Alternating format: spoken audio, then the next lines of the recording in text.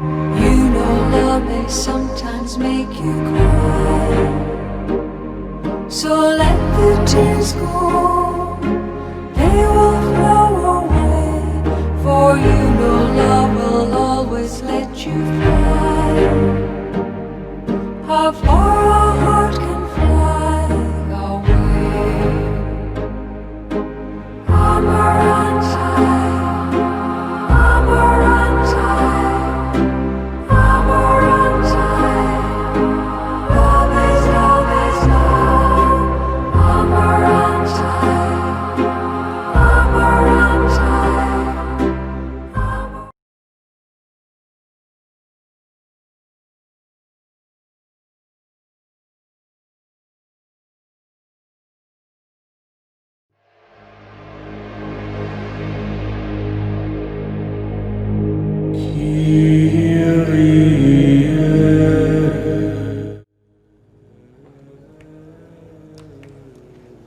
Historicamente, quando a humanidade começou a se questionar do desconhecido e da origem das coisas, principalmente aquelas que não foram feitas pelo homem, sem uma explicação plausível para tal, assim, naturalmente, surgiu o pensamento da existência de uma força maior, de um Criador que estivesse no comando de tudo e de todos, sendo que precisaria haver um responsável, alguém que tivesse sido capaz de criar tudo de forma perfeitamente harmônica e equilibrada.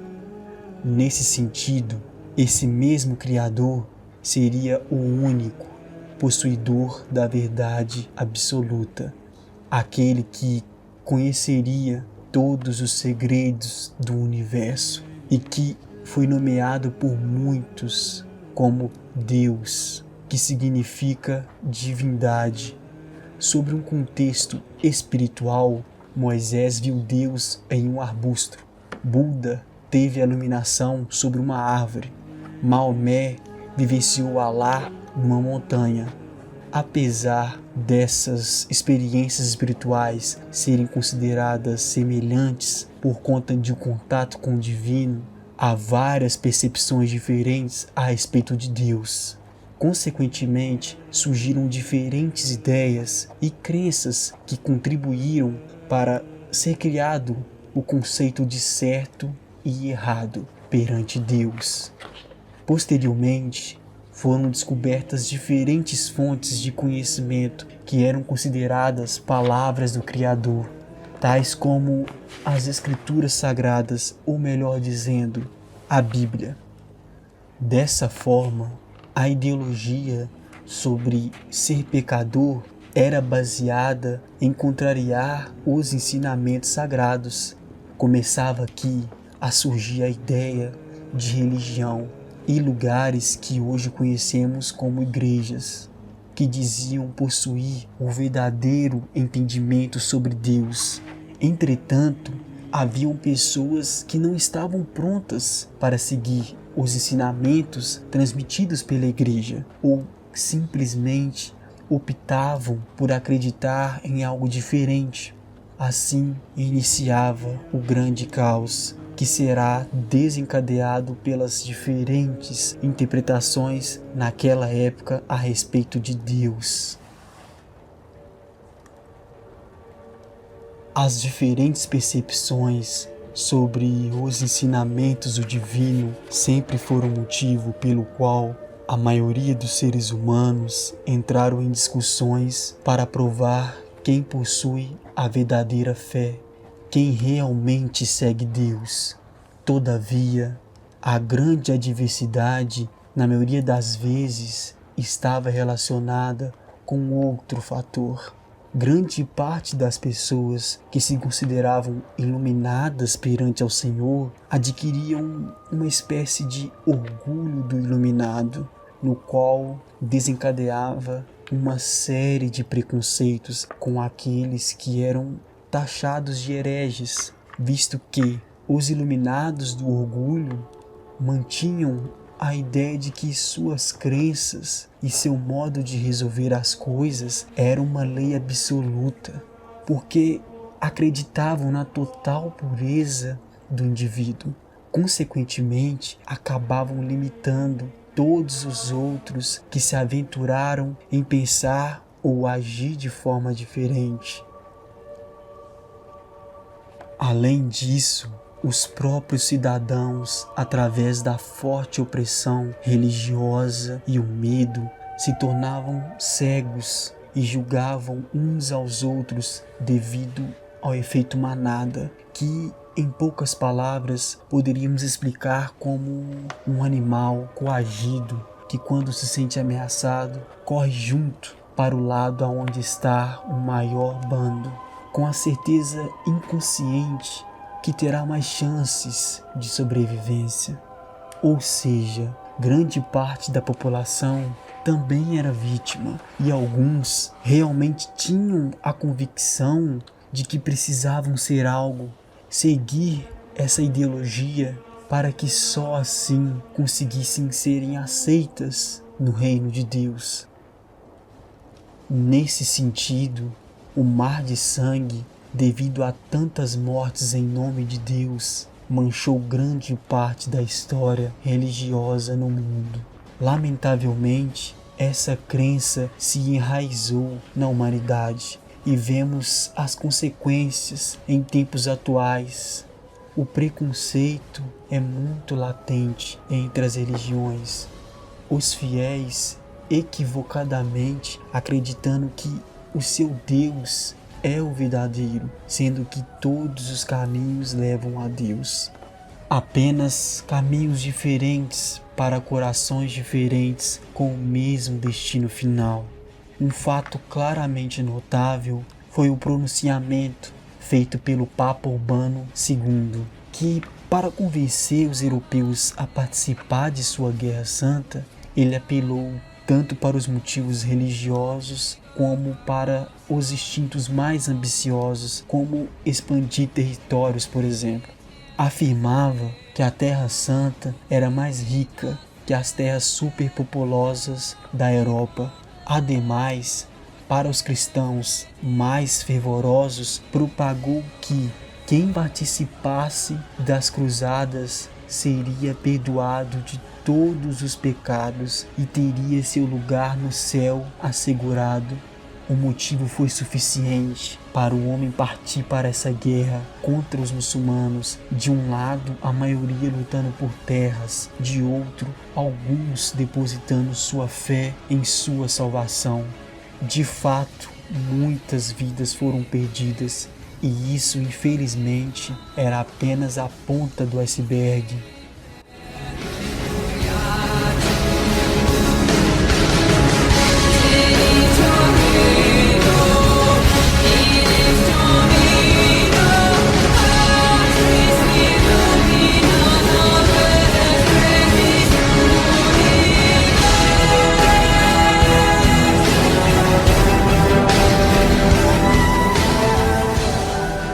A nebulosa ideia de que somente a Igreja possuía um único conhecimento necessário para o homem prevaleceu durante muito tempo na humanidade e ainda prevalece em muitas ocasiões. Por consequência disso, os conhecimentos e conceitos que fugiam do padrão estabelecido pela religião do indivíduo eram considerados crimes contra o divino.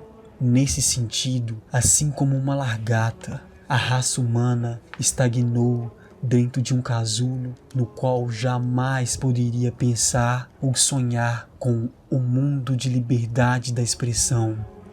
Todavia, havia aqueles que ousavam se arriscar às leis impostas. Mesmo com o medo da morte, optavam por permanecer fortes com seus ideais e crenças.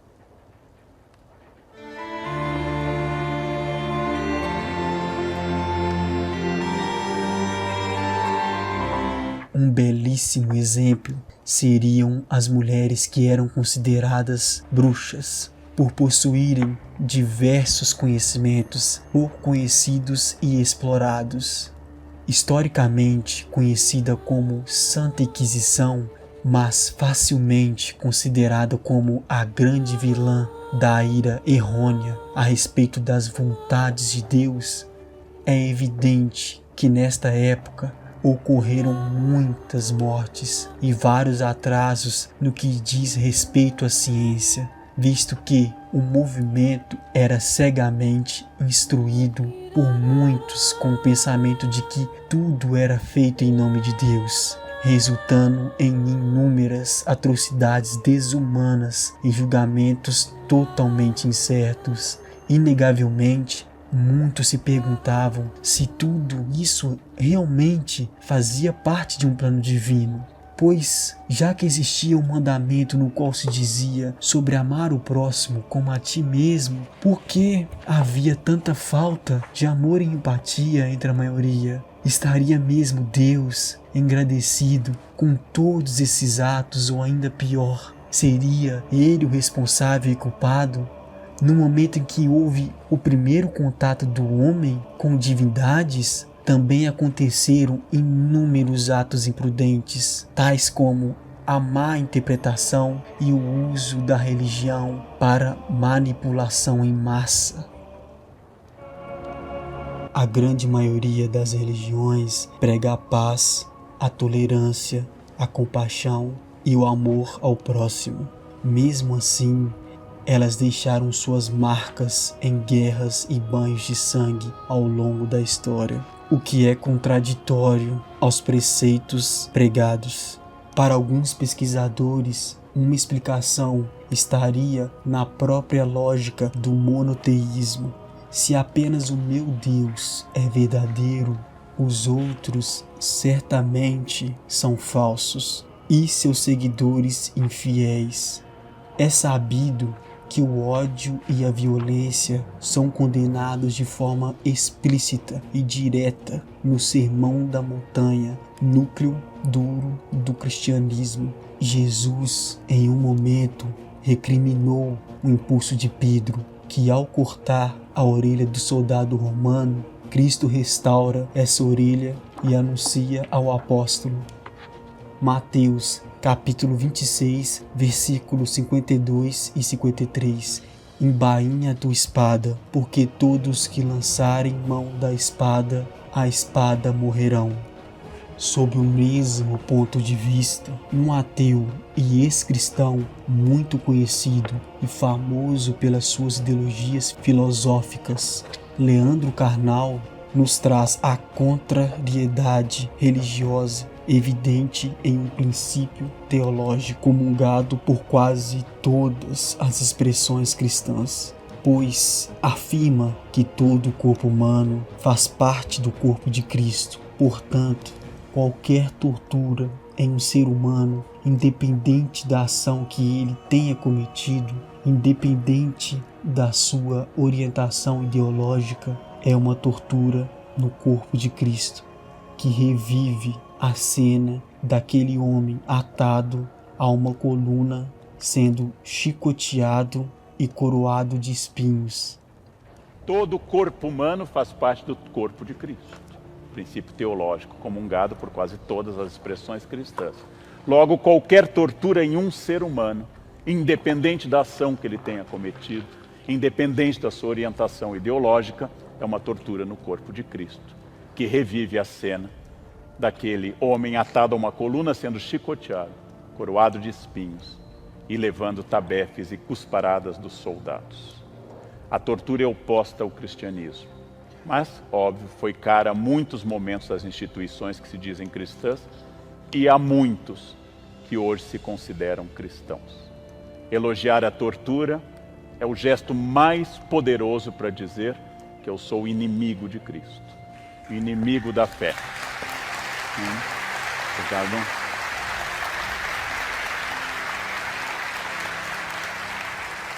Não que a Bíblia, especialmente o Novo Testamento, proíba qualquer tipo de punição, mas proíbe a destruição do humano. Mesmo que eu tenha que reter alguém para que não seja um perigo social, isso deve ser feito com respeito. Mesmo que a pessoa tenha errado como adúltera, eu não tenho que dizer atirem à vontade a pedra porque ela não é uma pessoa de bem. Jesus diz: quem não tiver pecado, atire a primeira pedra. Os homens de bem, entre aspas, porque naturalmente há homens de bem, há mulheres de bem, há pessoas de bem, de fato, mas eu vou usar essa expressão no sentido usual das redes sociais. Os homens de bem proclamam que os direitos humanos são para os humanos direitos. Frase contraditória, que eu ouvi várias vezes. Chamamos em filosofia isso oxímoro, contradição em termos. Ou seja, se são direitos humanos, pertencem a todos os humanos. Pertencem inclusive aos políticos. É tão radical essa frase que nós devemos dizer que todo senador tem direitos humanos. Todo deputado, todo presidente tem direitos humanos, porque ele é inerente à espécie humana. Não há direitos humanos porque eu pago impostos. Não há direitos humanos porque eu, Leandro, trabalho 14 a 16 horas por dia. Eu não tenho nenhum direito a mais do que a pessoa que não trabalha. Todos temos direitos humanos. Todos. Absolutamente todos, porque, como diz a expressão, são humanos. Com isso, nós temos que pensar que esses achismos, esses truísmos, que entram em conflito aberto com a vida de Jesus, que afinal, se alguém se deu ao trabalho de ler os 4 evangelhos, a frase é absurda. Jesus escolheu preferencialmente pecadores, desviados da sociedade, e fugiu dos doutores da lei e dos homens de bem da sua época.